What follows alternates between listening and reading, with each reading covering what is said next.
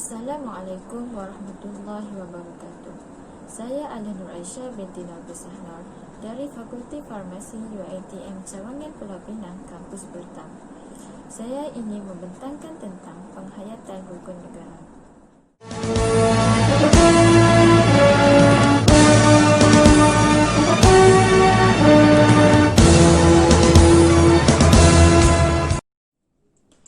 Rukun negara merupakan ideologi kebangsaan Malaysia. Ianya dibentuk pada 31 Ogos 1970 oleh Majlis Gerakan Negara, iaitu setahun selepas tragedi 13 Mei 1969 yang telah menghancurkan perpaduan dan ketenteraman negara.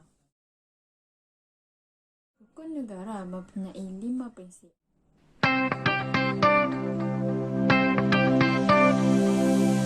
31 bulan 8 57 Perjuangkan, pertahankan tanah airku. Jadi, prinsip rukun negara yang pertama ialah kepercayaan kepada Tuhan. Bangsa dan negara ini telah diwujudkan atas kepercayaan yang kukuh kepada Tuhan. Perlembagaan Persekutuan telah memperuntukkan bahawa agama Islam sebagai agama persekutuan, tetapi agama-agama lain juga turut bebas untuk dianuti. Kedua, kesetiaan kepada raja dan negara. Malaysia mengamalkan sistem demokrasi berparlimen dan raja berperlembagaan dengan Seri Paduka Baginda Yang di-Pertuan Agong sebagai ketua negara. Jadi, setiap warga negara hendaklah menumpukan sepenuh taat setia, jujur dan ikhlas kepada Seri Paduka Baginda Yang di-Pertuan Agong. Ketiga, keluhuran perlembagaan.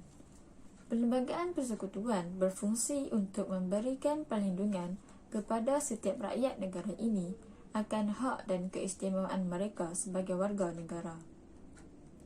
Aspek utama yang patut dipatuhi ialah konsep raja berperlembagaan, agama Islam sebagai agama persekutuan, tetapi agama-agama lain juga turut bebas untuk dianuti. Bahasa Melayu sebagai bahasa kebangsaan, tetapi bahasa-bahasa lain juga turut bebas untuk dipelajari dan diajari.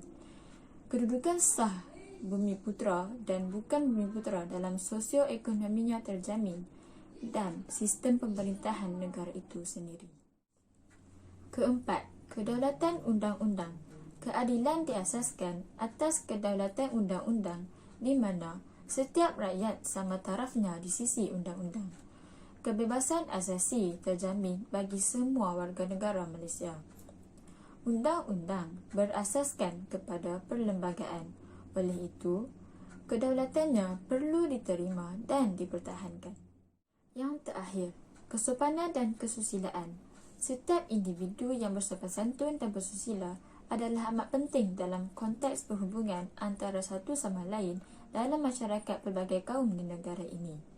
Jadi, sikap bersopan santun dan bersusila patut diamalkan bagi membentuk individu yang berdisiplin serta bermoral tinggi bagi mewujudkan sesebuah masyarakat yang harmoni. Berikutan dengan masalah yang sedang melanda negara kita pada waktu ini, iaitu wabak COVID-19, telah menunjukkan bahawa rukun negara kita amat sesuai untuk dijadikan sebagai panduan asas kehidupan kita. Sebagai salah satu contohnya ialah prinsip yang kedua, iaitu kesetiaan kepada raja dan negara.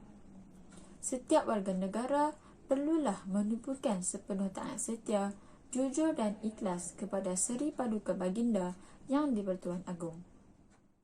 Oleh itu, bertepatan dengan slogan yang telah saya cipta, iaitu saya seorang mahasiswa yang patriotik kerana saya amat cintakan rukun negara yang bertepatan dengan sifat yang perlu disemaikan dalam diri.